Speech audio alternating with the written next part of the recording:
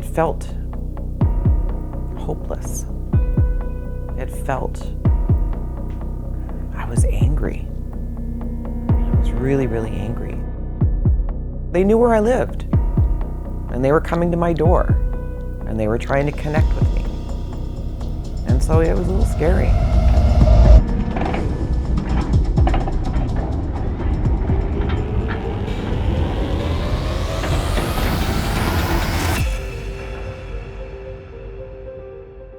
I really wanted to make a difference. I really did. The amount of consumer harm that I saw going out there in the marketplace was it made me sick. It was a pay cut, a serious haircut on the paycheck to go do it. It was a big risk that way, but I was more excited than ever. The money didn't matter, I just wanted the experience. And so began my adventure at the Financial Services Commission of Ontario.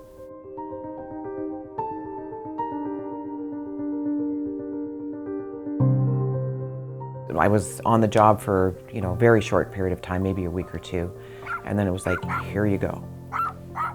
Here you go. And I knew what it was. Immediately I knew what it was because, they solicited the mortgage broker community heavily. They used us as salespeople to bring the money in. So what was your assessment of it before you started working there?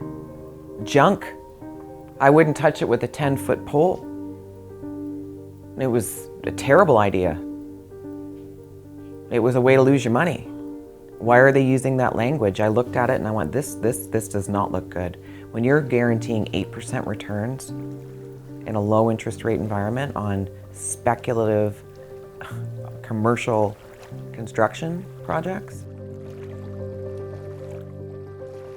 what happened is, so people invested their money, they got some interest payments for a while, then they stopped. They started questioning their salespeople who, started stringing them along because they're being strung along as to, the status of the project. And when I looked at the number of transactions, I saw that as representing a household or investor or consumer. I saw the number of transactions as number of people. I saw that as people. I wasn't expecting to see how many people. I was not expecting to see the dollar volume of business.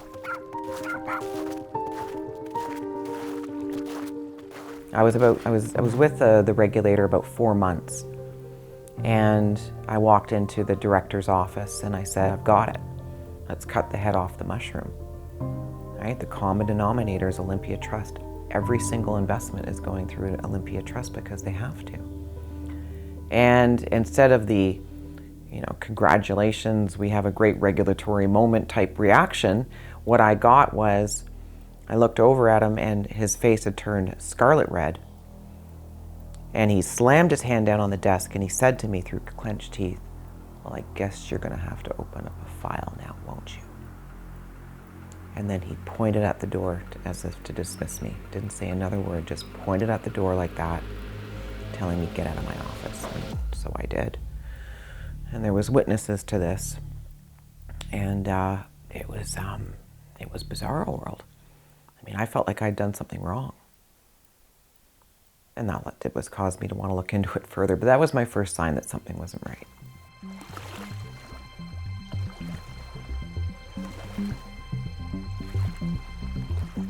The most senior compliance officer turned to me and said, Krista, if you keep going with this, they're going to make your life hell and you will lose your job. There's a closet full of bodies out of that division of Fisco under that management. And so that was the moment where I had to decide. But it was an easy decision for me. To be honest, it was an easy decision because I wasn't there for me. I was there to protect consumers. And I knew that every day that passed that I didn't do something, someone else was going to be taking their life savings from a nice, safe investment vehicle and putting into something where they most likely were going to lose the money.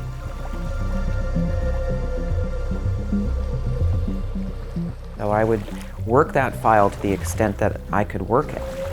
And then, it would have to be approved to get moved on up. And They wouldn't do it. The director wouldn't do it. And when I went through all the previous complaints on files that had been closed, right? And there was a good number of them. And they were all closed with no findings, despite the clear breaches, despite evidence being produced and handed over to the regulator for analysis. It made no sense at all.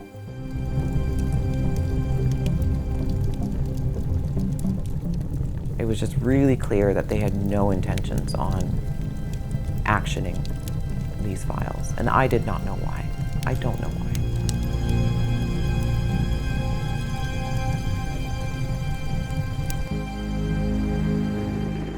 This could have been stopped in its tracks before, Fortress had babies, had its offspring, before almost $1 billion in investment money was taken out of 15,000 households.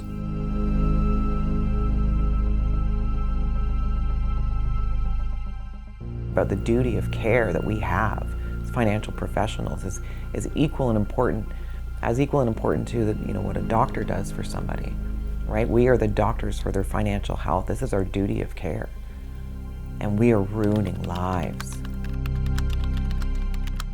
I started absorbing that stress and feeling the weight of the world on my shoulders, because I realized that if I couldn't make this happen, it wasn't going to happen.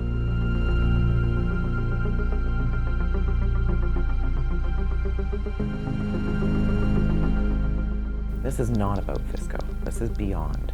This is bigger than this.